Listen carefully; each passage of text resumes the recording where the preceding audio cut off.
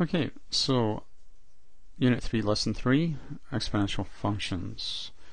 You may have heard of these before. Typical one is when we talk about exponential growth. So exponential growth, basically it's like a population growth. We may start at a certain population and it grows, but if we're talking about animals or humans, the population is continually growing at an exponential level, and basically it tends to rise like that. And this is basically how compound interest works as well. If you're getting like 5% return in the bank, if you leave your money in the bank, then it will grow and grow and grow exponentially. It takes a long time for this little start to happen though, unfortunately. Well, Mallory, a medical research scientist, discovered a new bacteria culture which could help strengthen a person's immune system. To find the growth rate, she isolated 5 cells of the culture and observed the following growth pattern. After 1 hour there were 10 cells. After 2 hours there was 20, 3 hours 40. So it seems to be doubling. So if you listen to what I said at the beginning of lesson 2, your base number here, because it's doubling, your base is going to be number 2. Anyway, so let's make a little chart here, table of values. At time 0, 1, 2, 3 hours, the number of cells were 5, 10, 20, 40, and so on. So we're representing time in hours with t, and nt is representing the number of cells. So we can have a formula written that the number of cells present at any given time is going to equal a b to the t, where a and b are constants and they're greater than 0. We have to determine the values of a and b and write the function. So we can, basically what this is saying is we can write what's happening here to the number of cells in this particular format, and we've got to find what a and b are considering t is time. Now when we talk about everything's doubling, well, this is the base number and we're going to have an exponent up here. In this case it's t, as we can see from this formula. Okay, so one thing to look at is we know some of the numbers at some of the times. There's 5, number of cells is 5 when t is 0. Now anything to the 0 is 1. So this becomes a times 1, or just a. So right away we can find that a is actually 5. We can put that in our formula in here. Okay. Now also when there's 10 cells, time is 1. So 10 equals a b1, but we know already that a is 5, so plug that in. We can see 10 equals 5b. So b must be 2. That's another way to look at how to get to this number, or base number, if you don't know what it is.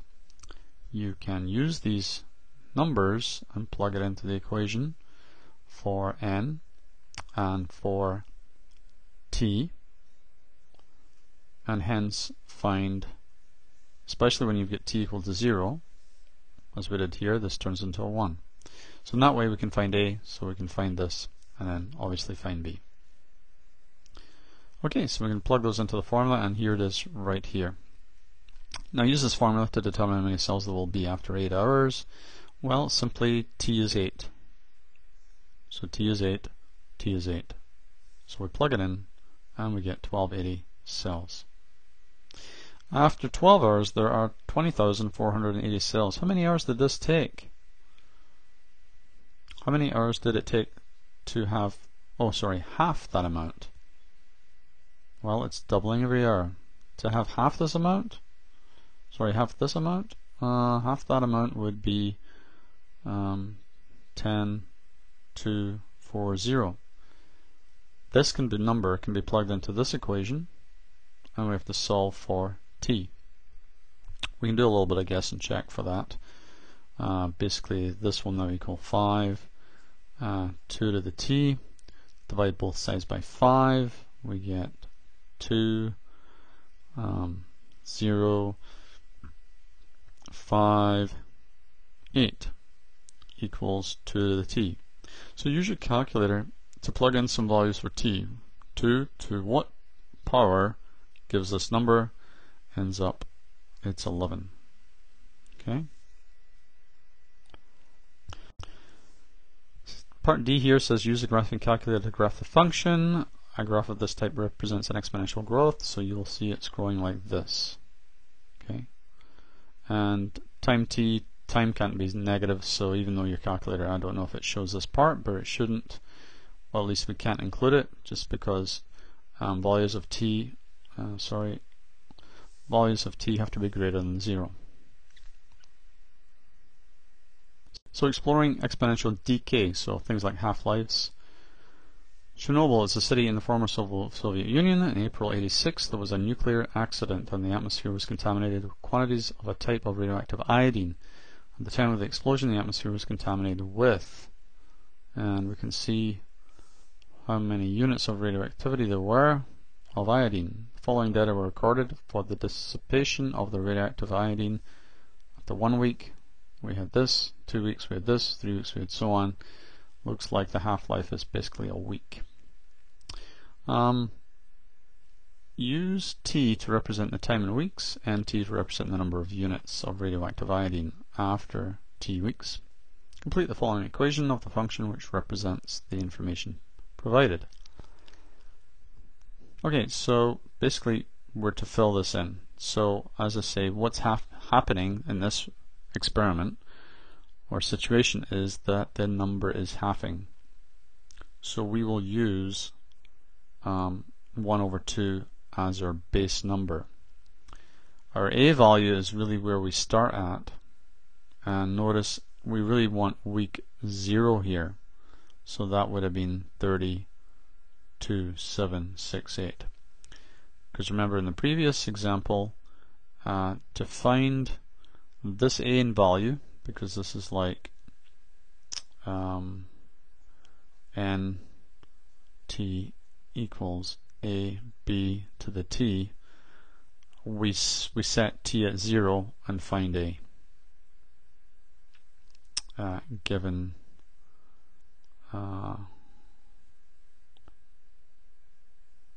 so if we set this to 0, this becomes 1, and we know that this value is 3, 2, 7, 6, 8, and so we can find that B ends up being a half. Use the formula to determine how many units of radioactive iodine were left after 14 weeks. So T becomes 14, and so we just calculate this, and eventually the answer becomes 2 units. Using a graphing calculator to graph the function using the window here. A graph of this type represents an exponential decay. Exponential function. The explorations on the previous page are examples of exponential functions. An exponential function is a function whose equation is of the form y equals ab to the exponent x. Notice that a cannot be 0 rather, but b has to be greater than 0. b cannot be 1, and x is a member of all real numbers, so it can be anything. Comparing the graphs of y to the base 2 to the x and y equals base a half to the x, what do they look like? Well, we know that a half can be represented in a sense as 2 to the negative 1. So this is equivalent to saying 2 to the negative x. So we're looking at 2 to the x and 2 to the negative x in a sense. And we can see we can do a table of values. It says here in part A, state the values of a and b for this and for this. Well, we can see that a is 1. It's missing here. In a sense, it's really a 1. And here it's a 1. B is 2. And b is a half. Sketch the graph of the exponential function with this equation. Y equals x to the 2 to the x, using a table of values. So just pick a bunch of values, typically either side of 0. Here we have the values of y. So it goes basically up in an exponential growth pattern because our base number is greater than 1. If the base number is 1, no growth happens and it's just a flat line. Less than 1, like this, it's a decay pattern. And so sketching the graph of y equals a half x basically is a decay like so. And we can use a table of values to graph that also. Okay, so I've just scrolled down just to show you the table of values for this graph here, and this will be the table of values for that, and it becomes a decay pattern. Part D, an asymptote is a line whose distance from a given curve gets closer and closer to 0. Now in the above graphs, the x-axis is a horizontal asymptote. Complete the following chart. So in the above graph, basically you have your graph where one is going like this, and it's getting closer and closer to the x-axis, and the other one is coming this way, and it's also getting closer and closer to the x-axis. So completing the table below, if we have y equals 2 to the x, x can be all real numbers, same here for that matter, all real numbers. What about the range? Well, we can look at, this is a growth, and the range here is anything from 0 and up. But in fact, it never does touch down at 0. Okay, so we can say that y must be greater than 0. This is technically how you write the range. You say, we're going to use the symbol y is greater than 0, and any of those values greater than 0 are members of the set of real numbers. X-intercept, it never actually crosses or touches down. It just gets smaller and smaller and smaller and closer to 0. So there's no x-intercept. How about the y? You'll notice that the y-intercept of the graph above up here, in this graph here, is 1. In other words, when x is 0, y is 1. So if you set this to 0, 2 to the 0 is 1. So that makes sense. Should be 1. Equations of the asymptotes. In other words, what is the line that these graphs are tending to assume as they get to, bigger and bigger x values or bigger and bigger negative x values? It's assuming the line y equals 0. It's at a height of 0. So that line is y equals 0.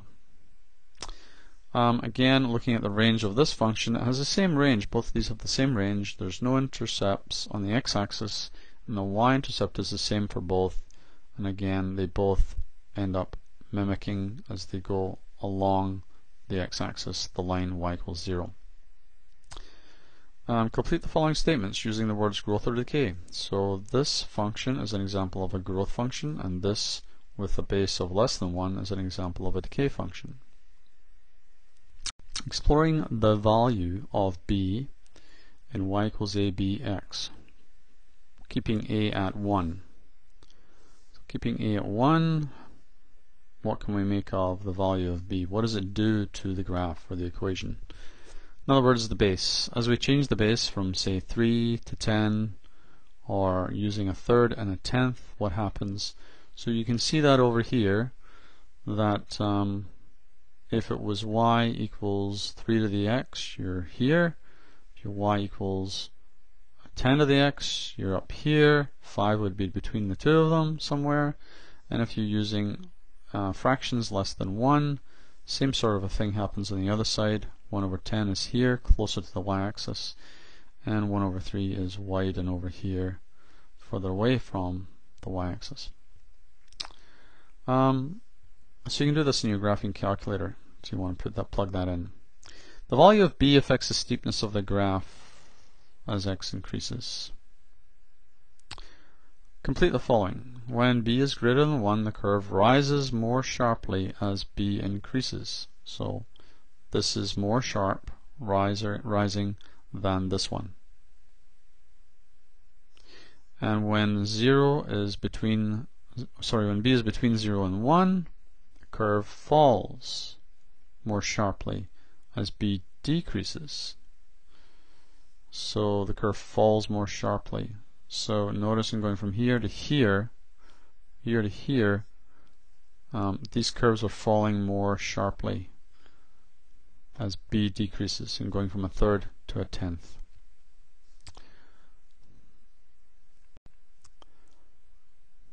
So, without using a graphing calculator, make a sketch of the graphs of this and these here. Now, for this one, you really have to put it. You have to put this into this form here. Let's not use a decimal. Let's use a fraction. It's easier to understand, especially when comparing 5, and it ends up being 1 over 5. Basically, these are mirror images of each other. Because really, what is this? When you think about it, it equals 5 to the negative x. And we've just completed a unit on transformations. Notice 5 to the x, 5 to the negative x. This is really a reflection in the y-axis. Okay, so they're mirror images in the y-axis. Verify the solution in C using a graphing calculator. So I think these two graphs were sketched above before I scroll down. State the x-intercept for each of the graphs of the form y equals b to the x. Well, as you can see in the graph above, there are none. State the y-intercept, and again, y-intercept is when x is 0, so y would be b to the 0, or y would be 1. So, answer is 1. State the domain. If you look at the curves, they basically go this way and this way. So this will extend out to all the negative x's, and this, as it rises, will extend all the way to the all positive x values. So x is a member of all real numbers. Y, however, is always greater than 0. Okay. State the equation of the horizontal asymptote. Again, it's y equals 0. These tend to lie along the x-axis as they continue along. They're dropping, getting ever closer to the x-axis, so they're basically mimicking the line y equals 0. So I'm going to split this lesson into 2 videos so it doesn't get too long, and we'll pick it up in the next part 2.